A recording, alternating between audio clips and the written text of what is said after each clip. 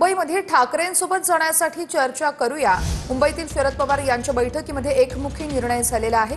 मुंबईमध्ये ठाकरेंसोबत जाण्याला शरद पवारांची राष्ट्रवादी आग्रही आहे। मतविभाजन टाळण्यासाठी ठाकरेंसोबत जाण्यासंदर्भात चर्चा केली जाणार आहे। या संदर्भात कृष्णा सोनरवाडकर आमचे प्रतिनिधी आपल्याला सविस्तर अपडेट्स देत आहेत। कृष्णा, या बैठकीमध्ये नेमका काय निर्णय घेण्यात आलेला आहे?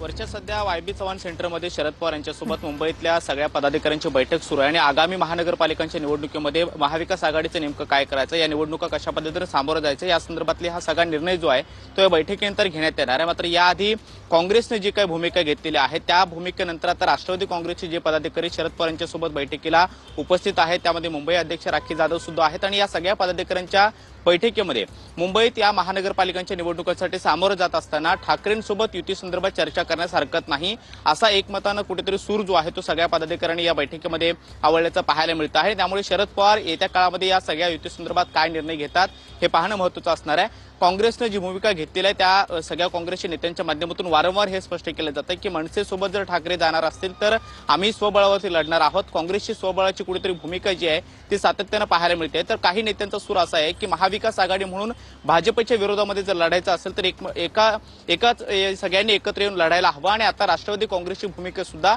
तितकीच महत्त्वाची असणार आहे। आज मुंबईच्या या वायबी चव्हाण सेंटरमध्ये शरद पवार यांच्या प्रमुख उपस्थितीमध्ये मुंबईतले सगळे पदाधिकारी, मुंबई अध्यक्ष त्याचबरोबर इतर महत्त्वाचे पदाधिकारी जे ते बैठकीला उपस्थित आहेत आणि मागील तासाभरापासून ही बैठक सुरू आहे। या बैठकीमध्ये सगळ्या पदाधिकाऱ्यांनी ठाकरेंसोबत युतीसंदर्भात चर्चा करायला हरकत नाही आणि युती संदर्भात ही चर्चा करण्यासाठी सकारात्मक भूमिका जी आहे ती मांडलेली आहे आणि त्यामुळे या बैठकीनंतर शरद पवार युती संदर्भातली काय भूमिका घेतात हे पाहणं महत्त्वाचं असणार आहे। महानगरपालिकांच्या निवडणुकीसाठी सगळेच पक्ष आपापल्या पद्धतीनं तयारी करतायत आणि हे तयारी करत असताना महाविकास आघाडी म्हणून शरद पवार गटाच्या भूमिकेनंतर आता काँग्रेसची देखील भूमिका काय समोर येते बघणं अतिशय महत्त्वाचं आहे। धन्यवाद तुम्ही दिलेल्या सविस्तर माहितीसाठी। क्विकव्हील टेक्नॉलॉजीज लिमिटेड या जागतिक सायबर सुरक्षा उपाययोजना प्रदाता कंपनीनं काल मुंबईच्या हॉटेल कोहिनूर कॉन्टिनेंटलमध्ये क्विकव्हील्स टोटल सिक्युरिटीज व्हर्जन 26च्या लॉन्चची घोषणा केली आहे। कंपनी जगभरातील लाखो व्यक्तींच्या डेटाचं संरक्षण करण्याचा 3 दशकांना साजरे करत आहे। यावेळेस गोपनीयता संरक्षण आणि आर्टिफिशियल इंटेलिजन्सना एकत्र करत भारतातील वापरकर्त्यांना दररोज त्रास देणारे सर्वसमावेशक सायबर धोके तसेच अत्याधुनिक फसवणूक प्रयत्नांविरोधात अनपेक्षित संरक्षण देत डिजिटल सुरक्षिततेच्या भविष्याला नव्या उंचीवर नेण्यास सज्ज आहे।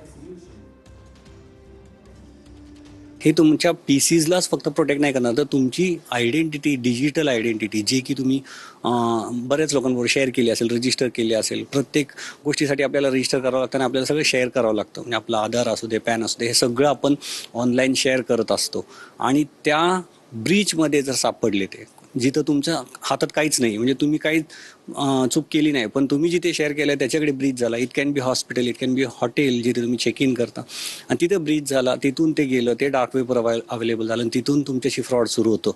तर ह्या सगळ्या गोष्टींवरती मॉनिटरिंग, ट्रॅकिंग आम्ही ह्या V26 मध्ये लॉन्च करतो।